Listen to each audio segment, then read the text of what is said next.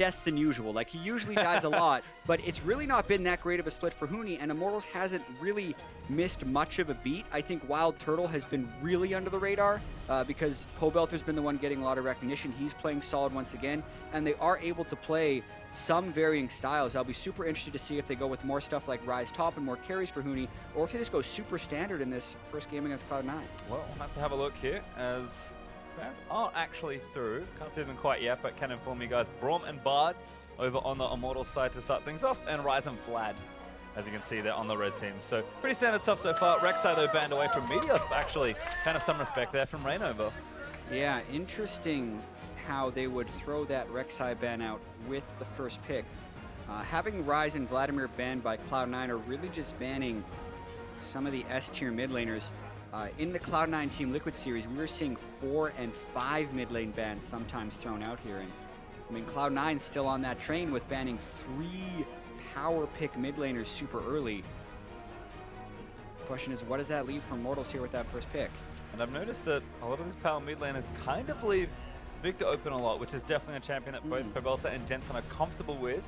Not sure if they want to blind pick it though, although it's relatively safe in that situation. Yeah. Really going to flash us Rumble, but who knows what their first pick's going to be from Immortals. Yeah, I personally feel like Victor's the best available mid laner still, but it's just so uncommon that you'd see that first pick. The Karma has really been the first pick if it's not banned for most teams in the North American LCS, and Immortals is no different here. Yep, could play it mid of course at Pobelter, but likely the support for Adrian. So we'll see how the draft moves on Cloud9 now with 2 picks to potentially take. Could have the Victor if they want to give it over early, but usually expecting a jungler plus 1 other. We'll see what Cloud9 have here for their first round of picks. Yeah, and we're back in with the fancy champ select, obviously. The Karma pick shouldn't have caught Cloud9 by surprise. It'll be, I think they should actually take Victor early here, only because it's been Pobelter's far and away best champion. And then one other pick would they could very safely just pick an AD carry here as well if they really wanted to, without giving too much away for their team composition. But clearly a lot of discussion going on as they're taking quite a long time to decide these 2 picks. Yep. Sneaky, of course, a very strong utility player, so we'll take a utility AD carry. Looks like Sivir is going to be the lock-in. Thresh also locked in there for Bunny Fufuu, so really real comfort picks for the Cloud9 bottom lane. Yeah, at the same time, there were 2 support bans already thrown with the Braum and the Bard, and Karma had been picked away early, so they don't want to give too much away. That kind of tells you they don't really have many power picks in this particular matchup. No marksman had been picked or banned on the board, so Sivir would be the highest tier there. And Thresh is pretty much just a comfort pick for Bunny Fufuu. Yep, seems just fine. Probably comfortable in the potential Karma plus 80 carry matchup, so Cloud9, if nothing else, will likely split that lane. Immortals, though, 25 seconds to line up these next 2 picks. They could also take the Victor as well if we do think it's as important as these teams might indicate. Definitely a pick for Pobelter, but maybe jungle here for ReignOver. Rek'Sai banned away is actually going to go to Nidalee. Yeah, a lot of options, really. We've seen Meteos wait on jungle counter picks fairly frequently. He could still go with something simple like Graves or Gragas. The picks for Immortals line up for a pretty good poke comp so far, but beyond that, can't really tell much else. Yep, I like the Jhin there. So WildTurtle going to take kind of the other big utility carry. Ashe was available, but no AD carry wants it this time around, it feels like. And Cloud9, I guess who do they want to give the counter pick to is the next logical thing. Impact maybe will take a safe champion here. Trundle and Shen. In fact, all the top laners are available if he wants to take that. But maybe they take the Victor now. They just say, you know what, Pobelter, if you want to take it, Jensen's comfortable with the counter pick. Let's just kind of get the next few picks going. I think it's so dangerous when you're picking a blind top laner against Huni, just because he seems to have more top lane counter picks lined up than almost any other top laner. Even though he hasn't had the same level of split he had in the spring, he's still got that threat. So I can see why Cloud9 is trying to be as non-committal as possible with these early picks, but they have to commit something right now, whether it's a mid laner or a top laner. You'd expect a jungler and a mid to be picked right here, maybe Gragas and Victor. Let's see. There's Gragas hovered over, so it'll be a pretty easy champion for Meteos to take, and they will take the Trundle actually. Kind of been the king of top laners in a lot of ways, at least on this patch. It has been, but we've also seen other people get successful picks off against the Trundle. Swain could have a lot of effectiveness. Some of the more damaging AP champions can do fairly well against him as well. Rumble has fell on the board. It's something Huni's played a lot of, so I still feel like Immortals has a lot of options. They can flex that Karma through support or mid lane, so really, they can decide their entire team composition right now. Yep, and Immortals are going to have to finish things off, but I think Cloud9 were trying to figure out which counter pick they wanted. They seem to have given it to mid lane. Let's see what Immortals have in answer to round out the rest of their draft. Looks like they're flicking through maybe that Victor that we expected to go early, but Immortals clearly not needing to prioritize it early. If Pobelter gets it this late, Jensen's counter pick better be pretty good, because this is very obvious from Immortals. Yeah, I mean, missed out a lot of the predictions so far. I thought Victor would have a much higher priority here. Finally, if they did go with the Victor in the Rumble, we'd have something, but they actually swapped the Karma to mid lane, throw the Rumble top. Like, these are pretty bold champion selects from both of these teams, trying to switch things up fairly substantially. Well, I mean, there's a very tiny chance at Zyra mid, but I'm not going to guess it would be. It could be. Technically, Immortals still playing a couple mind games here, but I do like the Rumble there for Huni, a champion that I think he can get some traction with in the 1v1, but we'll have to see. Cloud9, though, have to answer with their last pick. Yeah, I mean, we've seen that Trundle Rumble matchup swing in a couple different directions. If the Trundle gets really far ahead, gets a lot of lifesteal, he just runs straight over the Rumble. But Rumble can obviously make a lot more plays, especially around level 6. And if you snowball ahead, Trundle can't really do much if he can't outstat you. Well, what's the pick here for Cloud9? They've really used this red side pick to their advantage, it feels like. You can see Jensen there with Coach Reaper right behind him, clearly discussing what this last pick's going to be. Yeah, they can say with a decent amount of certainty that it's going to be the Karma in the mid lane. Twisted Fate has seen a small resurgence so far this week, and this will give them a lot of pressure between Gragas, Sivir, and Twisted Fate as far as trying to make plays around the map. Well, I think Jensen, definitely a strong Twisted Fate player, but maybe having the wrong kind of flashbacks to the Liquid series, because when he played TF's a great champion, lots of control, but very easy to pick on, especially with no summoners. ReignOver's Nidalee, not as brutal as a Gragas maybe early on, but going to have to definitely make sure this mid lane goes well for Jensen in the early stages. Yeah, I mean, the Karma gank support is super good in the mid lane. If they ever get Jensen's flash and ReignOver is there without Meteos to counter gank, Pobelter could just flash to get the root onto Jensen, and that would line up beautifully for Nidalee Spears. So those ganks can come early and often if Immortals want to. So while the Twisted Fate will open up a lot of opportunities in the mid game, like you say, Cloud9 is going to make sure they can protect Jensen and make it so he doesn't get shut down. And again, we talked about teamwork. This is a great team to test the teamwork for Cloud9 early on with the Twisted Fate. That being said, though, double TP for Immortals, Rumble Karma, very quirky composition, but I like it.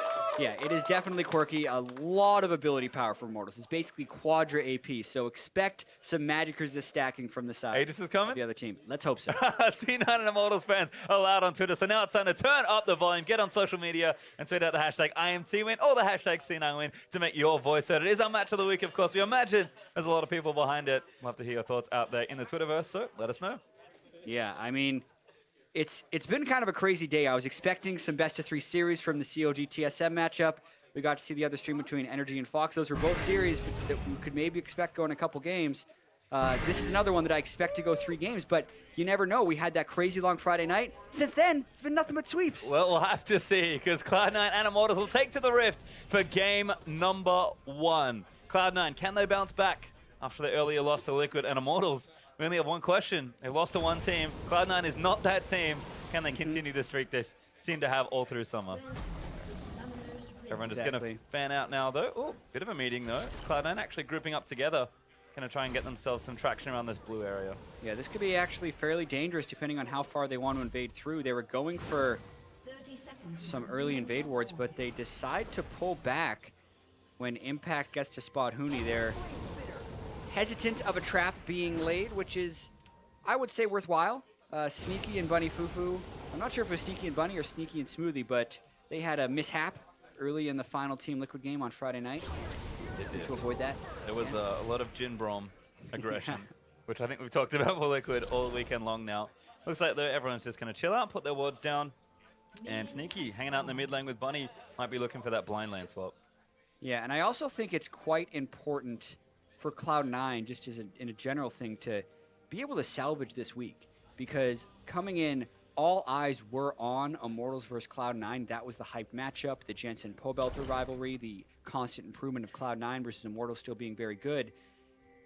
And Cloud9, because they lost to Team Liquid and now are up against an 8-1 team, could very well end the week 0-2, which would be a pretty big disaster as far as trying to move towards the top of the standings with teams like TSM staying undefeated. Yeah, and that's the thing, you know, they're pretty safe right now where they are, but more losses could start to threaten as the other teams crawl up towards them. C9, though, continuing to jungle away. Meteos and Impact going to double jungle together. He did have that swap in place. So Huni going to get what he can up here in that top lane, but Sneaky and Bunny are going to zone him off, and we'll continue our standard lane swap. Yeah, I'm curious when Huni is going to give up on that swap, because this is actually really interesting. There's no jungle assistance. They could maybe get a flash of Adrian, maybe a kill. Yep. Going to force one out there. I mean, good flash from Adrian, but nice pressure there from C9 to force that. Yeah, this also means, though, that Huni can stick around for experience, because a lot of the times the top laner is pushed out of a 1v2 immediately, since it's a quick threat of a 3-man dive. Huni has been able to pick up basically a full level experience, but they get Adrian's flash out of it. Adrian was doing that in Vade because he didn't expect 2 people to be in the jungle there. Well, Huni actually hits level 2 now, so soaking a lot of XP. Actually has 2 CS to his name as well. Harpoons one away as he skills that up at level 2. Impact getting also some XP down here, but has to be ultra careful of a potential dive. Right now, though, just trying to soak what he can. No CS just yet, but at least he's getting some experience and has hit level 2 as well. So really interesting to see this top laner stick around for so long. Huni's actually still here. Yeah, and they get the ward over the wall to push him back, but definitely not your standard lane swaps. They were basically hoping that the top laners would immediately respect a 3-man dive, and now it would actually be coming from Immortals. So Impact is going to have to back away, and quickly. Yep, red buff there as well. Speed's going to land. ReignOver's going to chase him in. Impact probably doesn't have to flash, but the Jhin might force it out. He will flash. Nice play from Immortals. Yeah, just the tail end of WildTurtle's route was able to catch him there, but he can quickly teleport to the other side, and now we have standard lane swap. Just Impact has no Summon Dispel. We're starting to see a lot of this, actually. Top lane is using that teleport late to try and get themselves into the lane swap. Perhaps an adaptation as we move through how we expect these lane swaps to be performed, but regardless, everything's actually on time for now. So people starting to get a bit more movement around level 1, but as you said, just some summoners burnt early on, so nothing too crazy. Yeah, and no focus early on in the mid lane, which I think is good for Jensen. He wants to be able to farm this one out a little bit early. He obviously both Twisted Fate and Karma have good gank assist when the jungler is coming. But Jensen's going to have to be careful now. Speak the devil. Oh, yeah, there's the 3-man snare in. That's an immediate flash from Jensen. Eats a spear as well, but burns the summoner. He cannot give up a kill there. Yeah, I'm really interested, though, how Pobelter decided to flash into that play, because the guaranteed kill would to be send the 3 guys, get the flash, maintain Pobelter's flash, and then on the double back, you would then be able to flash for the Karma W and get the guaranteed run on Jensen. Now, it's going to be a little bit more difficult because he will have to Karma shield himself to get in the range for the W, and that could potentially give Jensen time to gold card and walk away and make that second gank less of a sure thing. But they still get flash for flash, and depending on who's there next, there is danger. Yeah, we'll have to see just how much pressure's thrown that mid lane, but good little roam there from Immortals. At least gets a summoner out of the deal. We've swapped back, though, as Sneaky and Bunny Fufuu are now down in their bottom lane. But looks like the duo from Immortals still top, so you could just see some turrets traded here. Yeah, and speaking of ganks, like this is another thing. Pobelter burned his flash, so now he's in danger of a Gragas gank, but there's such good ward coverage from Immortals that they're probably going to be okay. They had warded that side, and wards just expired actually in the blue buff jungle of Cloud9, which would have started the gank from Gragas in that area as well. So even though Meteos has the, quote, sure thing gank with the body slam flash on a flashless mid laner, he couldn't get there because the wards would have spotted him. Yeah, great vision there from Immortals, making sure they protect Pobelter, who's actually going to go back relatively early, get himself that Chalice of Harmony. So Athene's mid lane Karma, we've seen a decent amount of this. We've seen it. It hasn't won very much. The mid lane Karma that goes full damage has been a lot more successful, but you never know. He's going to do it. The new Athenes for this season can heal on the shield application. It's much more utility focused than you would expect out of a mid laner, but that is one direction to go as a mid lane Karma. I've actually kind of been waiting to see just a high income mid lane Karma go something like Athenes and then Ardent Sensor and like a Locket or something, and literally just be a high gold support. But that's probably bad. I can dream about it though. Well, we'll keep an eye out. You know what, Pobelter, maybe your dreams will come true today, Jatt. Huni does take the gold there in the top lane. Turret Cloud9 push the bottom outer as well. So 2 turrets apiece as our standard lane swap continues. Turrets just getting traded here as Jensen farms up what he can. He's gone back for himself as well and will be going Rod of Ages as his first item. So a little more normal on the Twisted Fate build. Yeah, and he needs a little bit of extra health as well, just in case he's going to get ganked.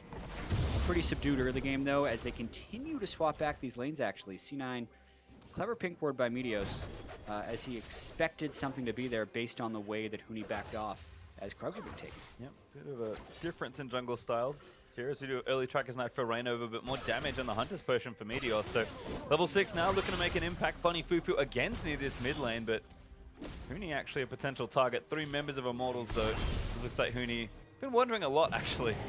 Going over to the blue buff right now that ReignOver's trying to steal, but this looks like Immortals side of the jungle right now. Yep, and it's because of the strong side, weak side of the map. There was 4 people on Immortals over on this side. Since the lanes have swapped back, they're basically trading where they can become strong. But I would say Immortals is pretty far ahead on tempo here, and we could be seeing a little bit of a turret race here. A lot of times it's a game of chicken of neither team wanting to back up first, but there's a pretty substantial early advantage here by Immortals. They're already 4 men pushing that turret. Cloud9's still stuck taking blue. Yeah, Sivir not bad, but Jensen going to go ahead and get that blue. You can see Immortals already on it, so this is going down awfully quickly. 30% health left or so, and yeah, C9 behind on the play. And ReignOver here as well. This push could just keep going. Yeah, look at the pings going down right here. If C9 goes back right now, that would be the way they stop it because they're pretty far behind. Or they could just trade all the way up into inhibitors. A lot of this does depend on the size of the minion waves. And both teams are going all in right here. Yeah. And it's really interesting how Immortals isn't sending anyone back either, so it could actually just be a straight-up inhibitor trade. All right, well, we're going to look for something because Immortals have now officially broken the bottom inhib turret. They're onto the inhib, but Cloud9 are starting to pick up pace here in this little base race. You would think they'd set someone up. They're actually pinging Nexus turret. turret, baby. All right, well, Immortals, they're going to get the first inhib, but Cloud9 should be able to take this as well. Immortals are done. Why not keep going? Shields on the minions. 2 back now. Yeah. It's 9 minutes in. Yep. They're not going to get this, I don't think. Oh my God. It looks like they might, but Fufuu, no, he's not going to get that. It's getting close. Minion's still there. They have to protect it. Cloud9 do take the inhib, and Sneaky and Impact still pushing. C9 going to kick them out of their base. Cloud9 just going to push a wave in, but what a wacky trade. Yeah, the fact that they didn't actually get that turret, it will regenerate, but because it's 9 minutes in, that does increase the chance of a super minion wave actually killing it. So that requires a higher burden for a full-time defender on the side of Cloud9 than it does on the side of Immortals, since it does take a while for those super minions to kill through. 9-minute double inhib trade. I mean, match of the week, let's go. Yep. I mean, we talk about the macro game of both these teams. Not how I expected the first game to start, but Meteos and Bunny Fufuu might try and break parity. Peek in, have a look at the red buff. Maybe thinking about Pobelter, but don't go for the gank in mid lane instead. You talked about a subdued early game. I think we're going to have a little bit more chill out time, Jatt, because there's an awful lot of farming to do in these side lanes. Yeah, and this is actually going to be really tricky for Impact to clear. He started with the Spectre Scowl because he was expecting to lane against Rumble a little bit. Little did he know. Little did he know Tiamat would be awesome right now. That's a 2,000 health super minion, and Impact is doing roughly 120 damage per auto attack. So that's 18 swings. That's a lot. To get that super minion down. If that. I mean, that's not counting the armor and MR on that thing. It hurts too. You can look at Impact. He tanked it for a little bit, thought about it again. Yeah. Turret's going to help him out now, but oh man. Meanwhile, Huni on the other side with the Proto Belt is clearing much more easily. So highly favorable currently for Immortals. Huni's going to have a lot more freedom, whereas Impact is trapped in base for pretty much the duration of that inhib being there. Yep, those Rumble buffs helping out the minion clearing. So able to do that pretty quickly. C9, they're going to start this trade. Yeah, and because of the turret or the minion discrepancy, Immortals can actually send everyone here. Huni would have a window to run down, and Cloud9 has to respect that. There's no way Impact can assist this. If he teleports down, C9 loses a Nexus turret. Yep, had been a window to take the Drake, but C9 kind of reset their map first. Sneaky's actually hanging mid lane right now, as Jensen wandered over to try and threaten around that Drake area. Impact now with the Tiamat, so things get a little bit better. Success, he can actually splash on that mega minion right there. You see the health, 2,400, 100 armor. It's a rough time, the top laners today. The most difficult of lane swaps. Although to be fair, they'll at least be getting a lot of farm. Well, they're definitely impressed that Huni's able to clear that much faster. In fact, you can see just kiting a minion back. And now another super ready to go. Yeah, and it's also eating the wave for them a little bit in the mid lane. That can be good and bad. As long as Impact is able to farm, that actually means fewer minions coming through to Pobelter. But now this is what we're talking about. Immortals, because Huni pushed out the wave so easily, can very easily go for Ocean. Well, there's the Drake over. Immortals cleanly picked that one up. Cloud9 looking for an exit kill, but aren't going to find it. It's been a lot of map movement this game. After our initial game of turret chicken. And we're still even, all things considered. Yes, the positions are different. A Drake over to Immortals is kind of the only real lead in this game, and the next one will be Infernal, but the Inhib should be back by then. Yeah. Very curious to see how this one develops, because it's been a fun 12 minutes. I know, or if they can trade them again. And something that almost never matters, but actually mattered a lot in this game between having a Trundle versus a Rumble in lanes, is super minions at this point in the game have 100 armor and negative 30 magic resistance. So that essentially means they have they take half damage from physical, but they take extra damage from magic damage. So even if you think that like Trundle and Rumble put out the same amount of damage, Rumble's going to be doing over double damage to the minions when compared to Trundle, and that is how they've gotten so much extra time on the map from Huni. And it is starting to convert actually into a few more advantages. With this Rift Herald going over to Immortals would be another little thing they could pick up here. Again, the extended lane swap played out in a funny way, but Immortals going to collect a Drake, and now the Rift Herald buff for Huni. Huge boon to his power in the 1v1, if we ever get there, because right now they've just been farming sideways. Sneaky, it's a bullet. The forever freeze on those inhibitor lanes. Such a weird start to this game. Yeah, and this is what happens when inhibs go down early. You pretty much just get a perma-freeze, which, again, for farming is okay. Yes, Huni has also been able to get a geographical advantage, but the gold lead's not there. It's just those objectives, and hard to count them just yet as far as overall gold goes. And I'm not really sure when these teams are interested in, actually fighting each other, because right now it's a whole lot of management. Yeah, absolutely, and I really do believe C9 actually managed to take. Oh, Pobelter! Big hook to the face. Stun card's going to follow. But just some poke. They do get the turret, though. Good poke and turret. That equalized a little bit, but I really do believe the inhibitor trade at the start is almost the sole reason Immortals was able to get the Drake and the Rift Herald. You also noticed that Huni was doing a really cute thing there, basically killing the super minion with his Proto Belt, getting all the little bullets to hit it at once, so it just like basically eviscerates it. And Impact, he doesn't have the same tricks. Even with the Tiamat, it takes him way longer to clear these, but it's back. This is the final wave he has to clear. Yep, very straightforward champion is the old Trundle. Just like step bashings with his club. He'll be okay. Passive kicks in. Impact going to clear this out, and we'll kind of reset the very interesting looking map. First items have also been done, so all these 14 minutes of farming and minion management has led to Charles done, Rod of Ages done there for Pobelter and Jensen respectively. Huni with their Proto Belt you mentioned already, and now they're Haunting guys. And Ghostblade done for Jhin with Sneaky and his Sivir almost puts up to Essence Reaver. So, arms race sort of complete. Everyone's gathering their resources. Maybe we have a mid lane scuffle here as Cloud9 going to try and clear out this siege. Yeah, Jensen getting a decent farm advantage over Pobelter. I think some of that is because the mid wave kept crashing around Impact and not as many minions streamed down the mid lane for Pobelter to farm.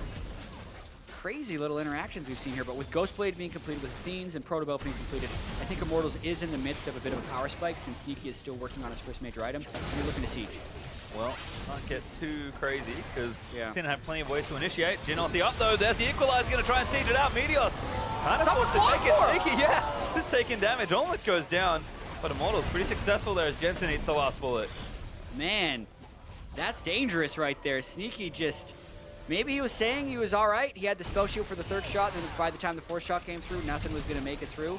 But Immortals used their cooldowns and continue to siege. Now that the Sivir is gone, it's just the TF for win. Oh, ReignOver eats a hook in the face, but no follow-up there from Bunny Fufuu. C9 still clearing this out. This tower is pretty healthy still.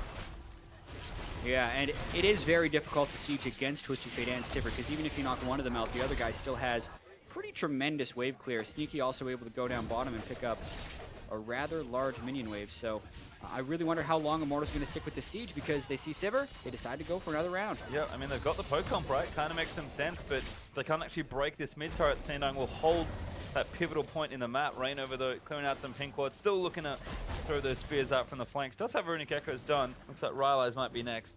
Poke's hurting quite a lot, but looks like Immortals finally give up on their siege, and C9 able to push that wave back out. Yeah, and the farm is equalizing. I think the next Drake will be very telling on the overall outcome in this game, because with the inhibitors going down, it did just really stall out the game for 5 minutes. No one was ready for inhibitors to be going down. And if you ever played custom games of like what a 4v4 Summoner's Rift feels like, very slow. Yeah. Because basically, you have to farm, and that's what everyone does. They don't think about killing each other. So that's what happened when the inhibitor went down, is it just locked people into farming and basically turned it into a 4v4 game, and that's why we just didn't see any action. Yeah, curiously, that's actually going to push up to a pretty curious start to this mid game, because everyone's again going to have their farm, have their first item secured. Drake up in 55 seconds, probably our first big point of action. No first blood yet either. Cloud9 have been playing a lot of these like very heavy macro game ones in particular. Yeah. They've been winning, but we'll see what happens here against Immortals, who are no slouch on the macro front themselves. It's really interesting because on Friday night, the game that Cloud9 did win against Team Liquid was the super sloggy macro game. And I think a lot of that was Team Liquid thinking, all right, they're not very good at macro, let's pick a split pusher, outscale, and win. And then it turned out that Cloud9 has actually improved heavily in that front. And then they actually ended up losing by getting overly aggressed on. But I think that's what's happening a little bit with Immortals right here is they are just kind of playing the macro game against Cloud9, and while it seems to have given them minor advantages with the Glimpse of the Void buff going over to Huni and the first Ocean Drake, as far as gold is considered, it hasn't given them anything real. And this first fight, unless there's a bunch of poke that goes down and allows the Ocean Drake to have an advantage, will be on even footing because the gold is very close. Certainly should be, as Infernal Drake is now live. Cloud9, you can see, prepping vision for it, looking for a pick first off. Bunny Fufuu again gets a minion, but donates the gold over to Sneaky. It's like, hold on, let me get my Chargon stack off. I'm going to hook this. I was ready for like some mad no-scope, like hook on flash play. Oh, Impact though, oh, dear. the first target, flashes away. Zyra ulti burnt though by Adrian, Ignite down as well. Impact lives this time, but Meteos back in. ReignOver gonna get stunned up, he'll get hooked away, and first blood goes to Meteos. Woo, and it's gonna continue, here comes Huni. That's Huni with the equalizer, gonna ride in, look for that big Pobelter. Pobelter, they're getting locked up, Pobelter straight into the back, as Sneaky's gonna be forced to flash out. Impact running for his life as Cloud9 have three low people on the front line. But that's a great exit there from Bunny Fufuu. That's why you give Bunny Thresh, he knows the angles. Impact and Meteos still have a little ways to run. Took a TP in, that's Jensen gonna try and collapse, but it's actually about Pobelter and Huni. Can't turn it around, Huni doing too much damage, and now Impact maybe caught out of position. He's gonna die to Pobelter, Meteos gonna get caught as well. They tried to back, he gets over the line wall, and Bunny Fufuu saves him again. Oh, Adrian! He wants it, but he's gonna get played out. Plants, not enough. And we're okay, just a 2-for-1, I think, as the dust settles. Yeah, perhaps the Drake can go over to Immortals, and they might be able to get the mid lane turret right here. Very chaotic beginning to that fight, as Immortals burned a lot to get out Impact's ultimate, and then with no tank still in the fight, it allowed Huni to just kind of bulldoze in there on Rumble. And the power of a level 11 Rumble is pretty legendary. It used to be the thing you do with him for Drake fights. You can see Impact has really just caught out of position while the rest of Cloud9 is trying to set up a play, and that's a terrible start to the fight for Cloud9. So Meteos still then sees ReignOver, and they get a perfect combo out. Even if the Thresh hook didn't land, Jensen had the gold card coming, but that means Huni can come in the backside. Actually has a pretty poor equalizer, but you can see how strong a level 11 Rumble is here, and it looked like he was about to clean up, if not for a very nice lantern from Bunny Fufuu's Thresh. And right here, Cloud9 could have actually escaped this pretty even. Meteos was going to be able to complete his recall, and Impact was most likely dead. But Jensen thinks he can get his assassination off, overestimates his damage.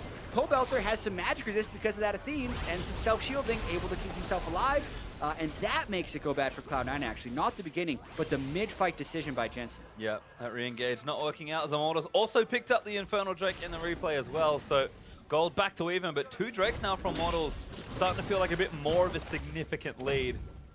Cloud9 with the Baron up. I'm going to clear out that Scuttercraft just to make sure they keep vision on the appropriate side of the map. We'll have Ocean Drake spawning next. But the first big fight, not a huge one, just a couple trades back and forth, but the win does go over to Immortals, who will hold the lead just barely at the 20-minute mark. Yeah, and the Karma Rumble mid-game power spike is pretty real. It's being able to speed up Huni into these super flame spitters just feels rather impressive. But I think there will come a time where that falls off pretty substantially. When we get these Spectres, Cows, and Aegises coming in bigger, which Cloud9 already has completed actually, their teamfight damage is going to fall off a cliff actually. So I think Immortals is going to have to continue to push the pressure here. Well, what we should do is Impact starting a bit of a split push here in the bottom side, but doesn't want to go too far forward. Pobelter actually has been answering this side lane, so able to efficiently farm 2 different side waves. Our Immortals with that double TP. Maybe that will be the deal breaker in the late game split push scenario, but as it stands, Immortals just trying to again move around, push the waves up, get some pressure, get some poke, and Cloud9 pretty much stuck here answering minion waves, which for them, I think is probably just fine. Everyone's still scaling. They'll happily wait till the next objective, I think, and will again kind of slow things down during this phase. Yeah, speaking of scaling, WildTurtle's build confuses me a little bit. A lot of times you'll see the Ghost Blade, and then it's like, all right, he's going Maw or Dusk Blade second. Or you go for the Essence Reaver, then your Zeal item, then your Infinity Edge. He's gone for Ghost Blade and then a Rapid Fire Cannon, which is his Zeal item. So he's gone a mix of both popular Jhin builds. So he's not super crit scaling, he's not super early game. He is just kind of existing on the map right now. I'll be curious to see how he completes that build, whether it's Duskblade style or if he goes right into an Infinity Edge and Essence Reaver. Perhaps favoring maybe some mobility as Meteos gets tagged by a spear. Rylai's done for ReignOver, so those spears could actually lead into some chases, but WildTurtle not ready for a snare, just clearing out mid for now. Making sure he gets those. Where is Meteos? Gonna get lanterned out, but again, Huni. Leandri's done as well as that Proto, but he is hurting everyone at this stage, despite the MI that exists. Yeah, he really is, and I think Immortals needs to continue to push the tempo here. Infernal Drake, Ocean Drake, they should be trying their hardest to siege, but to Cloud9's credit, they picked a bunch of quality wave clear, and with Spirit Visage and Mercury Treads completed for Impact, he's a pretty good split pusher, so there's a chance Cloud9 could actually just be the ones to macro game, late game this one, and even though they're down in Drakes, they could potentially outscale. Well, probably can't fall too far behind in objectives, but again, there aren't any really threatening at this stage, so Jensen is going to continue clearing out. It does have a Lich Bane, so if Cloud9 do win a fight, those turrets will fall pretty quickly to the combined might of Cloud9 as it stands again. Just clearing out wards, making sure no one gets caught. Both teams doing a pretty good job keeping some vision up, although ReignOver and Adrian getting queued. Gonna find Meteos, tags him up, but there's the Lantern again. Zyra ulti burn, but it's not enough. Meteos! Oh, he has to flash out of the way, but now the Jhin ulti opens up. Pobelter around the side as Huni comes in as well. Sneaky gonna go down. Pobelter will claim that kill as Jensen almost gonna get sniped. He's forced to flash out. Wow, everyone on Immortals piled in there. Double TP used from Pobelter and Huni there to really get in on Cloud9's backline. Sneaky used ult, flash, heal, and really everyone on Cloud9 was using their flash to escape and still couldn't do it. 23 minutes, they get a big fight, and they turn for Baron. But C9 might be trying to stop this. Impact, Bunny, and Jensen are going to be here. Jensen's here as well. They can't see them. Vision wears off for now, but Impact now going to go in. The Baron awfully low. They probably can't take it. Impact, he's just going to try for a steal, but he doesn't get it. Bunny, make sure he gets out safely. Yeah, noble attempt by Cloud9, but smart play by Immortals there. Instead of trying to peel for a fight on a 22-minute Baron, which they only have so much time on before they get chunked down, recognize that Meteos is dead. The steal is pretty much an impossibility as long as ReignOver times it, and they get it. This is how it started, though. Meteos is too much chain CC. And there were too many plants on the Lantern, so he flashed away afterwards. But the delay while they were trying to wait for Meteos to come to them gave time for the double TP from Huni and Pobelter to really get in there. And I think a smart item choice by Pobelter as well. He had built up the components of a Death Cap, but decided to complete Void Staff first because of all the magic resist stacking that is obviously going to be coming from Cloud9, and that allowed him to do some more damage in the last fight. And Immortals now powered up with Baron, going to knock down their 6th turret of the game. They just plow through mid for 2 as they're going to look to break here as well. Don't forget that bottom inhib is still exposed, so Immortals breaking here means a whole lot. Yeah, Cloud9 getting run over a little bit. We knew they kind of had the scaling, but they couldn't keep up their wave clear, and Immortals was able to find the fight. Immortals still playing very aggressively with this Baron. Yeah, Huni is playing frontline Rumble right now. Just not afraid to go in at all. Plenty of protection as well. And that's the inhib going to be falling down. Cloud9 can't defend that one. Sneaky, it's a snare. And Immortals might just go straight down the bottom. There's a huge wave built up. And it's a pretty awesome poke composition from Immortals because Zyra is such a great counter initiator. So if C9 does try and go in, they're going to have to go in through a Zyra. He just wants it, but Adrian only wants to get knocked back. He just ultis for protection. And Impact eating damage on the front line. Jhin ulti opens up. There's one. 2 lands on a Bunny, equalizer down. They're going to try to stop him. Last bullet hits Impact, but Immortals are just straight in for it. Jensen sums up Huni on the front line, but Impact tanking a lot of damage from all those APs. Cloud9 low, they might have to back away here. It's such a massive empowered minion wave, though, that's been just moving into the base. It gives them enough time to take down the second inhibitor in such a successful push.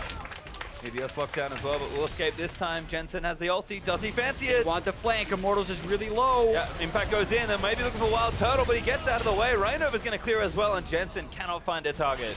Jensen was a little bit too low to be able to teleport into a dangerous location. He's also gone for Lich Bane Roa build instead of going for an early Zhonya, so he can't make those risky plays teleporting into the middle of the team. Maybe they can get an Ocean Drake after this one, but at what cost? They lost 2 inhibitors. This is the consolation prize. Cloud9 will collect the Ocean Drake for themselves, but Immortals, Gold Lead's not even really there. They just have honestly been outplaying C9 around up and using an exquisite looking comp to just run through 2 different inhibs. This is a... If you thought the first inhib was problems for both these teams, Cloud9 have so much mid-game pressure to go through now. Yeah, and this looked a little bit more like the Immortals we saw last split. They've been playing maybe a little bit more measured in some of their games here, but it just felt like they were playing incredibly fast. And that's what I always like to say when talking about Immortals, is how fast they can play while still being mostly clean. They play at such a pace that the other team will be making big mistakes because Immortals makes very fast decisions that are usually right. And that's what happened when they're able to make the initiations happen in the mid lane, the way they turn for Baron, and the way they cycled into the 2 inhibitors here. All very fast and good from Immortals. Now with Baron still being up for another 10 seconds, they'll have one wave to crash into this next turret and maybe get even more. Well, big credit to Immortals' decision making, but this one is thankfully very easy. They'll just walk through top lane with 2 other waves pressured by Supers. Immortals just going to charge forward and try and do this the old school way. Again, the wave clear is pretty much there for Sneaky and Jensen, but Immortals are happy to wait for that pressure to just fire in. Yeah, and with 2 exposed inhibitors, it's a little bit easier for them to get the flank. Meteos was going for a flank.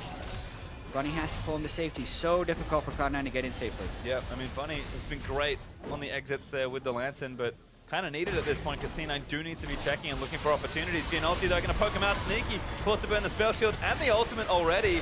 Last few bullets going to get tanked by Impact. Meteos on the side trying to do some work with Impact. Again, taking up too much damage. Huni goes golden in the front lines, but Adrian's been picked out. Zorni's as well has already finished one. Huni, though, is going to go down, and Cloud9 starting to fire back. Pobelter eats a stun, but the Zyra ulti is massive on the front lines, and Cloud9, they just can't complete the rest of his kills, but Jensen, he wants in. He wants in. Can he make it? Meteos back in again, but ReignOver takes him out. Jensen up to the side, but goes a little too far forward. Bunny trying to make a hero play, but it's going to cost him his life, and Jensen's too far to the left. Yeah. Sneaky under his turret, cannot escape. I mean, that was not a good start to the fight from Immortals, but they have the lead and they're willing to push the tempo. Spear! Doesn't go for it. Jensen Jensen's actually back. fast. ReignOver hops away. Might die here. Shield's good there from Keep Karma. hopping.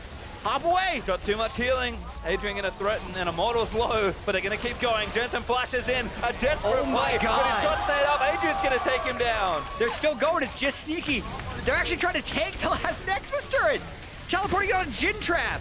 Almost enough. As Huni, the most aggressive of plays. Protobelt's in, Bunny back in. These death timers aren't that long. This is just mind-bogglingly risky from Immortals, but this is how they can play sometimes. They're feeling so comfortable, but they are right on the edge of getting full wipe. Oh, They haven't happened yet. Adrian, now gonna die maybe. Yes, does fall down. Ran over the next target. Meteos gonna bump him back in, but that's not enough for the kill. Meteos actually collects the double and might look to escape with his life. Huni, though, getting chased down by Impact. WildTurtle takes out Sneaky on the back end, and the next is still exposed. This isn't enough. Turtle, get him! Bunny's gonna shoot him down. Oh, so get shot down. Huni's still alive, by the way. And now hitting the Nexus. I think Immortals have won the game. Jensen going to try and stop them, but Huni is a little too far ahead. Pops the shield. Radiant's going to cancel it down. They are going to get him, but Pobelter, look at it, the Oh my goodness. And it does end. Oh, baby. Yeah, pretty big smile coming up from Pobelter. You know how a lot of times in League of Legends casting, you think, okay, they got a few inhibitors down, they're low. The smart play here is to recall, get your health back because the game is pretty much sealed. Immortals didn't care about any of those things. They said, you know, we could probably end the game here, even if it will cost all of our lives and end our kill sprees and give Cloud9 a chance to come back in the game. But they're Immortals. I mean... So they continued to push through. They had like one person die with Huni, and they're able to end the game before 30 minutes. I mean, pretty unlikely, even in that spot if they get wiped, for Cloud9 to win the game. But it is a risk that Immortals didn't have to take. Instead, they do the Immortals thing. Just take risk after risk after risk. And you said it already. They play fast, they play loose, and they usually execute well. That was some pretty nice execution on the back end. Yeah, Pobelter didn't die. WildTurtle didn't die. ReignOver only died twice. Like, pretty Immortal indeed. Immortal securing the game 1 victory. So let's send it to Dash for some in-depth analysis.